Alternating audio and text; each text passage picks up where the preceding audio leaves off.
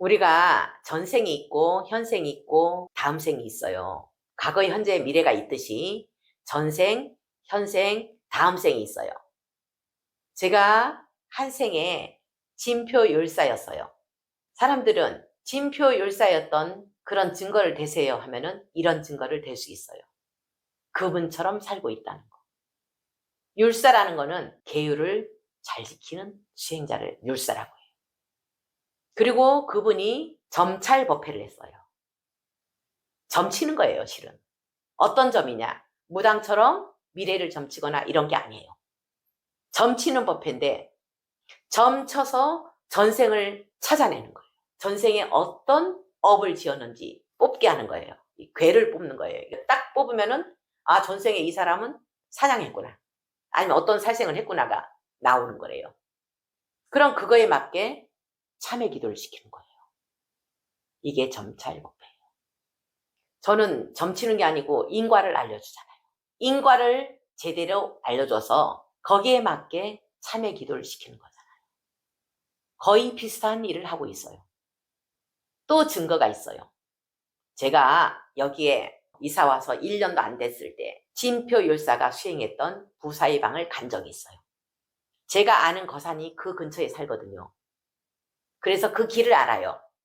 지금 가려고 하면 군부대를 통과해서 허락을 받고 가야 되는데 그 군부대에서 잘 허락을 안 해줘요. 거기 가기가 힘들어요. 다음날 태풍이 온다는 소식이 있는데도 그냥 갔어요. 그때까지는 바람이 잔잔하니까.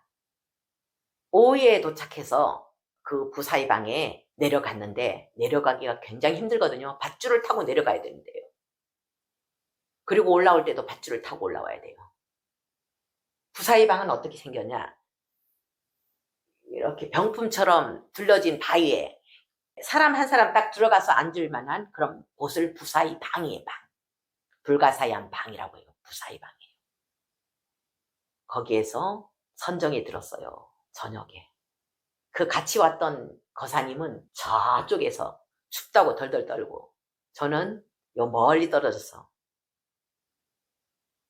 가을쯤 됐을 거예요. 우리는 침낭을 갖고 갔기 때문에 저쪽에서 춥다고 하길래 침낭까지 주고 저는 그 파카 하나 뒤집어 쓰고 선정이 들었어요. 밤새 초저녁부터 선정이 들었어요. 한 8시쯤 돼서 이분이 갑자기 스님 저기 저 지장보살님 안 보여요? 이러는 거예요. 내 눈에 안 보이더라고요. 저기 지장보살님 계신데 지팡이 좀 달라고 하니까 안 주시네요. 이러는 거예요. 이분이. 참 기가 막히죠. 제 눈에 안 보였어요. 그리고 저쪽에 청이동자가 있대요. 여기는 하얗고 누런 하얀색이고 여기만 청색이래요. 그분은 청이동자라는 용어를 안 썼는데 아, 그분이 청이동자구나 하는 거를 제가 알아채겠더라고요.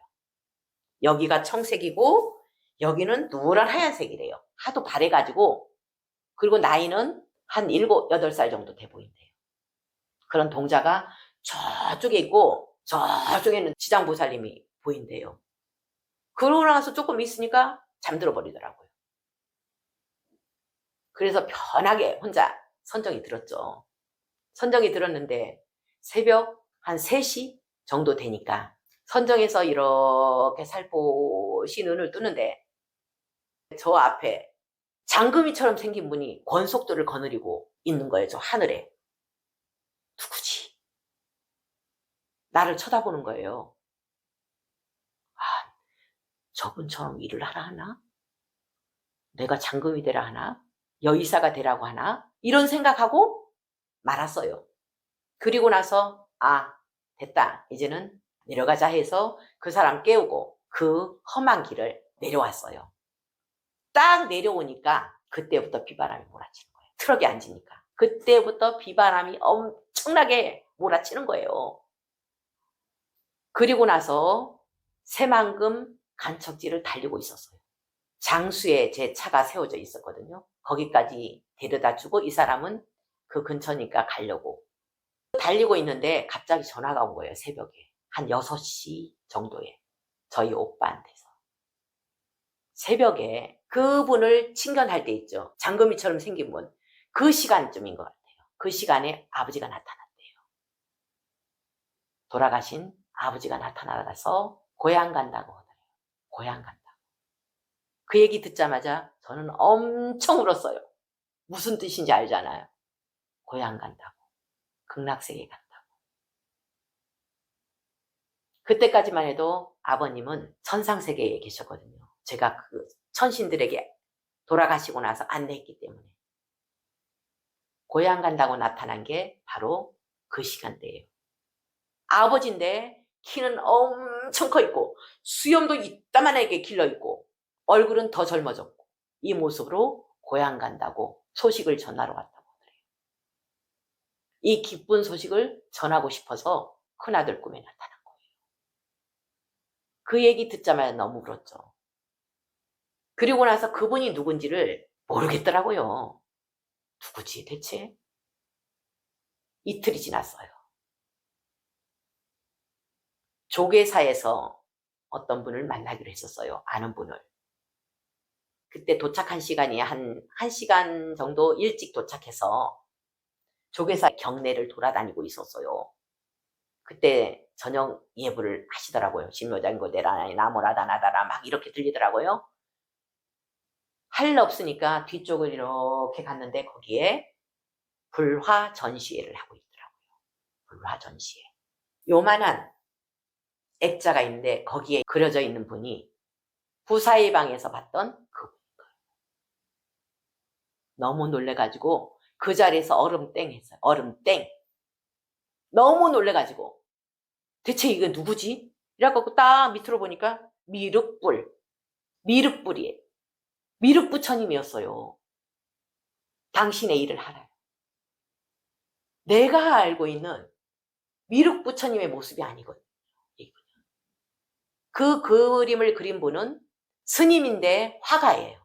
일본에. 그분은 이런 영적인 세계를 관통하면서 이걸 그린대요. 이분들하고 주파수를 맞추고 이걸 그리는가 봐요. 미륵불이라고 되어 있는 거예요. 세상에. 새벽에 태풍 몰아치기 바로 직전에 부사의 방에서 미륵불을 챙겨난 거예요. 그분의 일을 하고 있는 것 같아요. 제가 지금. 다음에 올 세상. 석가모니 부처님 세상 다음에 올 미륵부처님 36억 몇천만 년 후라고 되어 있는데 그거는 숫자일 뿐이에요. 지금 당장 올 수도 있어요. 미륵부처님이. 그 시대는 모두가 부처인 세상.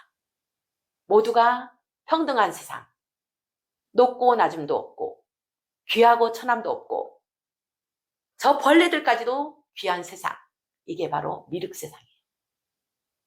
그러면 우리는 단백질을 어떻게 섭취하겠어요? 요즘 만들어진 단백질이 나오잖아요. 그냥 약 한 날로 먹는 거예요. 잡고 잡아먹히고 이것을 반복하는 그런 세상이 아닌 정말 모두가 평등하고 모두가 행복한 세상. 이게 바로 미륵 세상이에요. 그 세상을 우리는 준비하고 있는 거예요. 누구나 미륵 부처님의 세상을 맞이하는 보살이 될 수 있어요. 지금 당장 평등성을 실천하게 되면. 진표율사 이야기를 할게요. 진표율사가 몰락한 그런 귀족 집안이었어요. 망한 백제의 몰락한 집안. 거기서 아버지는 사냥을 업으로 삼았어요. 진표율사도 자연스럽게 어릴 때부터 사냥을 했어요. 어느 날 진표율사하고 친구들이 냇가에서 개구리를 잡았어요. 잡아서 이렇게 실 같은 거에 꿰가지고 물에 담가놨어요. 담가놓고 노루를 쫓느라고 이것을 잊어버리고 한 해가 지났어요. 한 해가 지나고 나서 그 자리를 갔더니만 작년에 담가놓은 그 개구리들이 죽지도 않고 그대로 실에 깨어서 그 자리에 있는 거예요. 그걸 보고 충격을 받아서 스님이 되고자 머리 깎고 들어간 거예요. 스승 밑에서 열심히 공부하다가 진표율사는 정말 진심으로 진참회를 해보고자 부사의 방으로 갔어요. 거기서 몇 날 며칠을 망신참을 했어요. 망신참, 자기 몸을 오체투지하듯이 그 좁은 공간에서 당신이 정말로 참회가 됐으면 이제까지 지은 죄, 사양했던 너, 개구리에게 참회하는 거, 이 진참회가 됐으면 부처님들을 친견할 것이고, 참회가 안 됐으면 친견하지 못할 것이고, 아무리 참회를 해도, 피가 터지고 해도 부처님께서는 모습을 드러내지 않는 거예요. 아, 이 생에는 내가 참회도 소용없겠구나. 그래, 이 몸을 사냥한 짐승들에게 보시하고 다음 생을 기약하자. 이런 마음으로 절벽 밑으로 뛰어내렸어요. 이게 진정한 참회 아닐까요? 그 사냥한 짐승들에게 몸을 보시하려고 합니다. 부처님께서 굶어 죽는 사자 새끼들에게 몸을 던진 그런 마음. 그래서 뛰어내렸는데 청이동자가 살포시 않아서 그 자리로 다시 올려준 가피를 받고 더 열심히 정진을 해서 21일 만에 지장보살님을 친견하게 되고, 그리고 미륵보살님을 친견해서 미륵보살님으로부터 수기를 받고, 그리고 점찰 궤를 받게 된 거예요. 이런 사연이 진표율사 이야기에 나와요. 증거가 이거예요. 거기서 미륵보살님을 친견했다는 거예요. 당신의 일을 하래요. 내가 무슨 장금이처럼 뭔 일을 하라는 거지, 이런 생각했어요. 이 말로 대화하는 게 아니고 마음으로 대화하기 때문에 무슨 뜻인지 잘 모르잖아요. 다음에 올 세상인 미륵 세상을 준비하는 그런 일을 하는 거예요. 그게 보살행, 인과를 알려주고 참회기도 할 수 있게 만들고, 우리가 참회한다고 무시례로 지은 죄 참회합니다. 이거는 진정한 참회가 아니죠. 지극한 마음, 지극한 마음이 바로 내 목숨까지 던질 정도의 그 지극한 마음으로 해야 된다는 거죠. 우리는 지극한 마음으로 부처님께 귀합니다. 지극한 마음으로 부처님 법에 귀합니다. 가르침에 귀합니다. 지극한 마음으로 승가에 귀합니다. 승가라는 게 스님들만 얘기하는 거 아니에요. 우리 불자들도 다 승가의 일원이에요.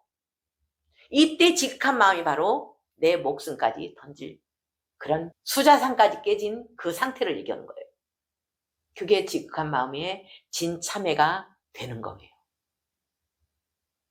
내가 열심히 지극한 마음으로 했는데, 지극한 마음으로 아주 그냥 빡세게 기도를 했는데 왜 이루어지지 않을까? 그건 지극한 마음이 아니라는 거예요. 그러니까 안 이루어지는 거예요. 이 용어 하나하나가요, 굉장히 의미가 깊어요. 금강경이 나오는 그 4가지 상이 다 들어있어요. 근데 나에 대한 집착이 있는 한 지극한 마음이 안 된다는 거예요. 될 수 없다는 거예요. 이 집착이 깨져야만, 나에 대한 집착. 우리는 원래는 하나였어요. 한 자리에서 왔어. 한 자리. 텅 빈 우주에서 하나씩 왔는데 나 하면서 이 나라는 껍데기를 쓰고 캡슐을 쓰고 못 벗는 거예요. 이 캡슐을 깨는 방법이 바로 보살행, 육바라밀이에요. 아상을 깰 수 있는 유일한 방법은 육바라밀이에요. 그래서 보살행을 통해서 우리는 부처가 된다는 거예요. 도파경에 보살행을 통해서 부처가 되느니라, 이렇게 말씀하신 거예요, 부처님께서. 여러분들이 혹시나 체험해서 전생에 나는 누구였다, 진짜 그분이었으면 그 사람처럼 행을 하고 있는 게 바로 증거예요. 저는 어떤 그 원효대사 후신이라고 하는 비구니 스님을 본 적이 있는데 그 행은 안 되더라고요. 아상은 꽉 차 있고 법집도 꽉 차 있고, 그건 아니라는 거예요. 아니, 착각하고 있다는 거예요. 그렇다고 전생의 내 모습이 영원한 건 아니잖아요. 그것도 무상한 거. 그리고 지금 현생의 이 모습도 무상한 거. 그래서 내가 누구였다. 내가라고 하는 이게 있는 한 우리는 아상을 깰 수 없다는 거예요. 그냥 집착만 더 강해진다는 거. 저는 진표율사라고 어느 분이 그랬거든요. 옛날에. 당신은 진표율사입니다. 어떤 도인이 그랬어요. 제가 찾아낸 게 아니고. 근데 지금 와서 생각하면은 그분 말이 맞는 것 같아요. 그때 부사의 방에서 체험한 거. 지금 하고 있는 일. 그렇다고 나는 당신들하고 달라. 나는 대단해. 이런 생각 해본 적 한 번도 없습니다. 다 저 지렁이나 나나 고양이나 멍멍이나 다 평등하다는 거. 이것만 기억하시면 될 것입니다.